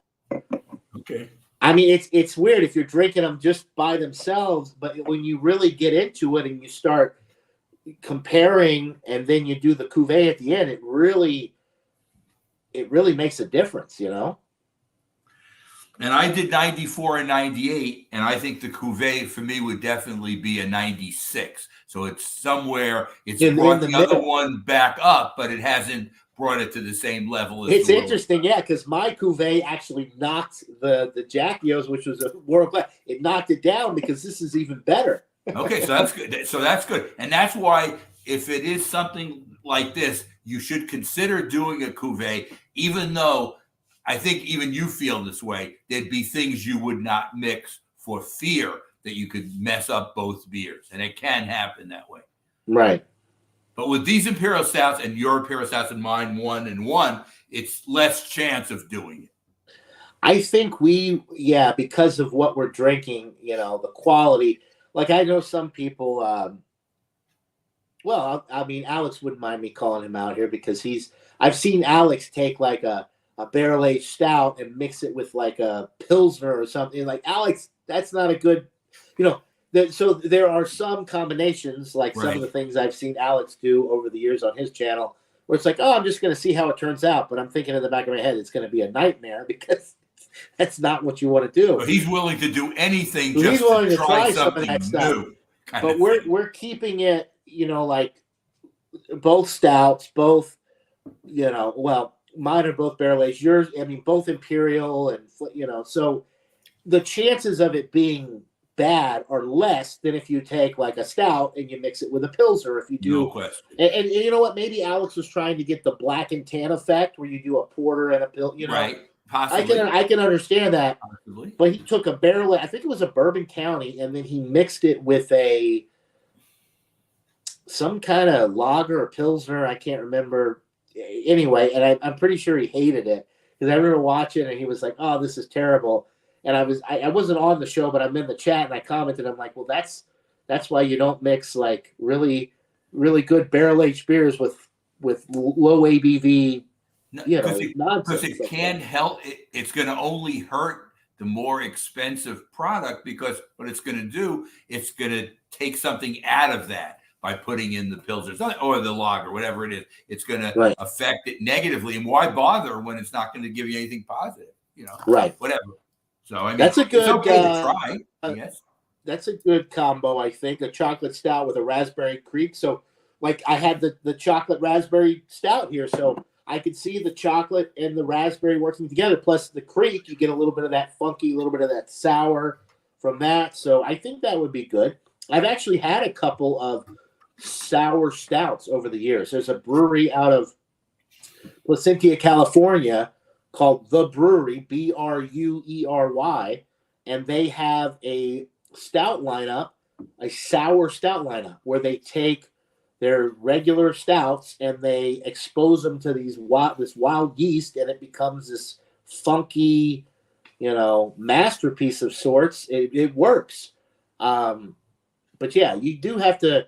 It's fun to get creative and mix and match, but at the same time, you gotta do it with discretion because you can get carried away and then you end up with some abominations at the same time. And obviously, when you're a brewery where you have to make money, you don't want to take chances on stuff. The risk reward is a lot more. You got to take that into consideration because that's your bottom line. That's your money. If you're losing money. We're just doing it for fun. But yeah, if you're a brewer, you can lose out on a lot of money.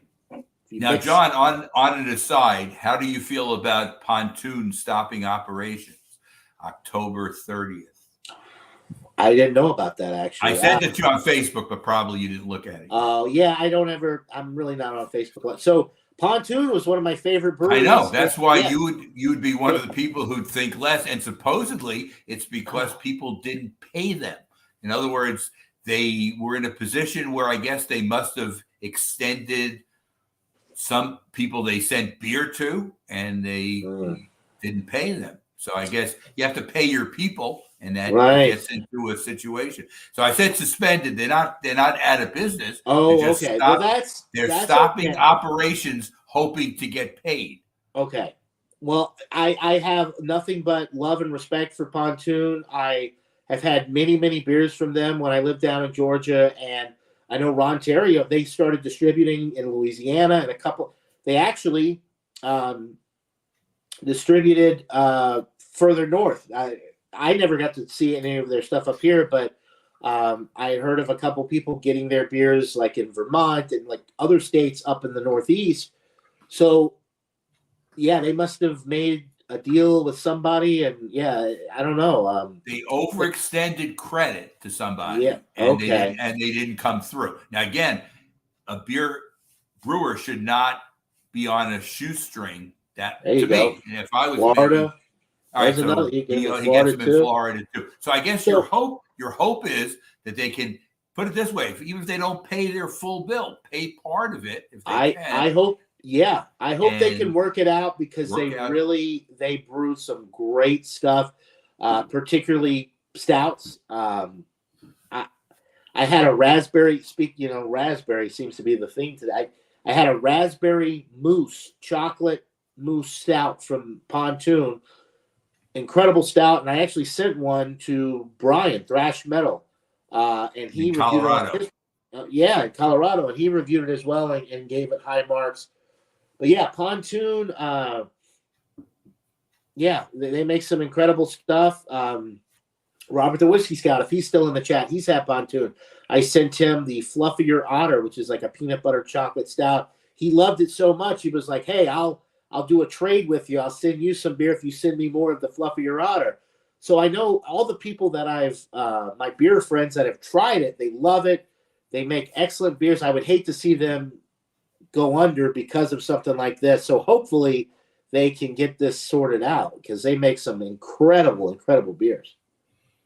I guess you can't go too far, if Michael, have you had? Yeah, I think you sent me one, but I wonder, were there a fluffy other? There were two of them, right? There was a fluffy otter and there was a fluffier otter. There were two. You sent me one of the two, and I liked it. I don't know which one. I think it was a peanut butter marshmallow chocolate, and I thought it was really good. You did send me one.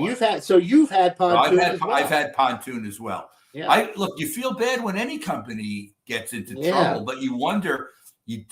Extending credit to me seems like a mistake because what it does. I mean, some you have to do, I guess, but you don't want to be overextended if you can help it because you have to pay your employees to keep the stuff going. You can't just not have money behind the operation, kind of thing. Right.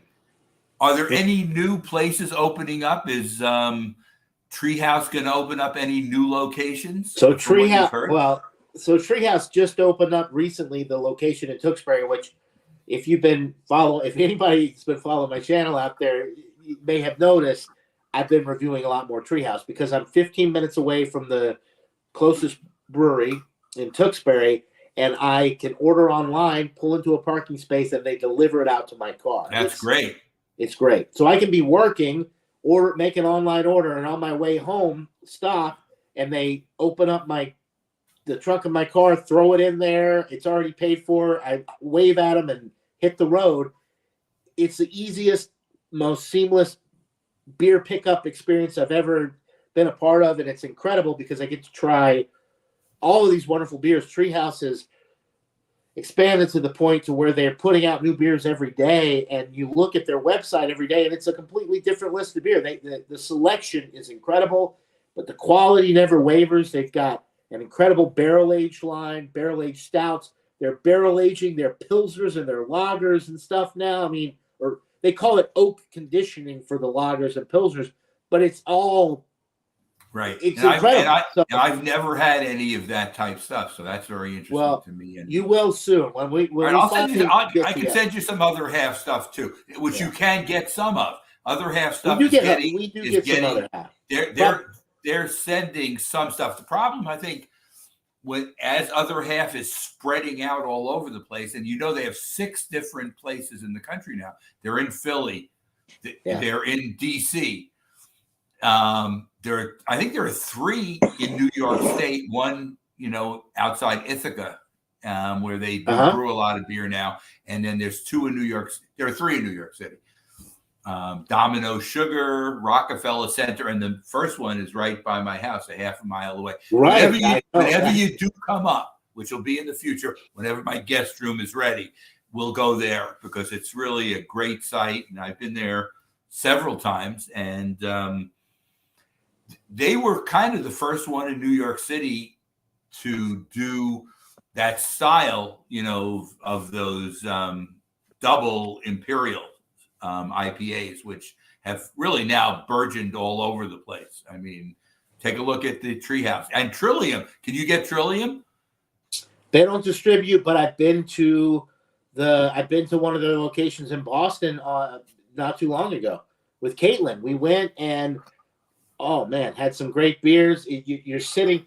The location is amazing. There's like a garden area. It's all like right in the heart of Boston. You're in this nice grassy area, and they've got tables and like stand up little like a bar area that goes around. And there's a physical building there. You walk inside and get beer, but you're right. I took pictures of it. I posted it on my community tab. This is a couple months ago now, but you're right in the heart of Boston, and it's beautiful. They have amazing beers. They're right up there with Treehouse and Spyglass and these breweries that make these amazing IPAs. They do stouts and barley wines and other stuff as well, but they're known for their, juice bombs, their New England juice bomb type beers. But the only thing with them is they don't distribute, and I don't live close enough to where I could just go, like with Treehouse, just go make a quick run. You have to go into Boston. Right, which is, you're talking about an hour away, probably. 45 minutes to an hour, and if you're driving, the parking situation is a nightmare. When we went, we were on our way to a Zach Brown Band concert at Fenway, and the subway had a stop within a minute walk of Trillium. So we stopped and we got out. We walked to Trillium. We had some beer, and then we went back. And or actually, we were close enough to Fenway at that point where we just walked like a mile to the field for the show. But the good thing about the Trillium location is you can take the subway train to the subway, right? The subway to the right there. I don't know if Robert can get Southern Tier in Kansas. I don't think he can, but he says he likes hazelnut as well. Josh says he gets Trillium drops at his bottle shop. I mean, that's amazing. That's great. That's great. That's terrific. I don't know how they do that though, because it goes out of state. In other words, they're not allowed to legally do it. They make a deal and they just bring because I can't get it here at the stores in my they buy it in Massachusetts and they transmit it down to where Josh is. I mean, it can be done. But I mean, they don't distribute at all. No, they're not doing it. Somebody's personally buying it in Massachusetts and bringing it down to the bottle shops by Josh. It has to be that way because they don't do it outside the state. Well, Josh, you better keep that to you don't let keep that that out. To yourself, Josh. Save some Trillium for John. Right. There you go. So did we rate the we did rate the cuvee. We rated the cuvee. Mine is in the middle. Yours was in between. You actually like your cuvee better. I bumped up the cuvee to the 98 and dropped down the Jack Goes to 97 and the Pohalas and 96. But yeah. And we got a lot of Whiskey Scout still. Good to he said everything's doing, going well with him. He says he likes hazelnut as well. Yeah, you would like I would think you'd like that Southern Tier Whiskey Scout. I didn't dislike it. I just, in comparison to the Lagunitas, it just. Oh no! I know. I think it just didn't have a chance. It's almost like what you're saying is barrel aged, non-barrel aged. Which do you like better? You like barrel aged better, and that's everybody. I don't think there's, He says it's through a very small distributor. So, I'm gonna have to. So Trillium must have a distributor that they're willing to sell to. A small distributor, but out of state, that's crazy to me. I'm gonna have to get some information from you later, Josh. That's weird. It has to be the way they do it. I know there are people who go to Other Half just to buy the beer there to trade for Trillium and Treehouse. In other words, they buy it at Other Half. They obviously keep some for themselves and drink it, but they trade some of it to people who are in Massachusetts and who get them, and they make trades like that. Right. I know because I used to wait on the lines, but now there are no longer lines. Now, at Other Half, you can go right there and buy it right at the site. They sell their stuff. But it's expensive, too. In other words, you buy a 4-pack at Other Half now, it's $4.50 a beer. What does that come out to, a 4-pack? That's $19, $20? 4 times 4 is 16 plus $2, 18 plus close to $20. Okay, so that's what it goes for. Now again, that's what the going price is for Other Half, I guess. And these are 8% doubles, different ones. They have asparagus ones. You've seen some of them, I'm sure. Some of the other yeah. Yeah, So- we get some other half. I have to go to Acton to this this package store to get a lot of their stuff because I don't see it like really local. But I can get a few of their beers. Well, Not they on the same distribute. level. They do distribute out of here. In other words, it's not like you're not going to get any, but you're not going to get their prime stuff, which is mostly stuff that they're going to have just locally here. And like I said, Domino Sugar, which is down. I've never been to that location, but there is one. And Rockefeller Center in Manhattan has a location, which is kind of cool. John, if you want to finish up, we can. Yeah, let's wrap it up. Josh, here, we'll throw this out there. He's got a Parish examination tonight. Parish, I'm assuming you're talking about Parish Brewing out of Louisiana with Joe, me, and Sam Smalley. That'll be interesting. Parish has actually done a couple of collabs with Other Half. They did that Okra one, a double IPA collab with them. So yeah, interesting. All right, Josh. Well, I'll watch that later. What time are you going live, Josh? I'll have to put it in the chat. We've got the YouTube administrator tuning in. Thank you for not cutting us off, YouTube administrator. Anyway, yeah, we'll go ahead and wrap it up. Very successful examination. Some wonderful beers that we both had today, I think. The cuvee at the end was very interesting to see how that worked out. But yeah, always nice hanging out with you, Michael. We'll have to do some more of this soon. It's been For sure. We'll get together too again. long. And of course, keep me up on your tastings and everything. I'll always that's going send on. them to you so you can look at them. But yeah, thank you to the chat. We had a great chat today. Considering that there really wasn't any notice for this, it just kind of popped up. We appreciate. Had a lot of people commenting and in the chat today. So thank you guys. We wouldn't be here without you. We appreciate you tuning in, and hopefully we'll do another live event here sooner rather than later. But until then, I hope everybody has a great rest of their weekend. Enjoy your football, your family, your friends, your baseball playoffs, whatever it is that you're into. And we'll see you all in the next one. And until then, cheers, everybody. Cheers, everybody. I already finished, but cheers anyway. Yeah, I did too. I'm just holding up an empty glass. You got one little drop left. Well, You can let it go. all right. There we go. Cheers. Cheers, everybody.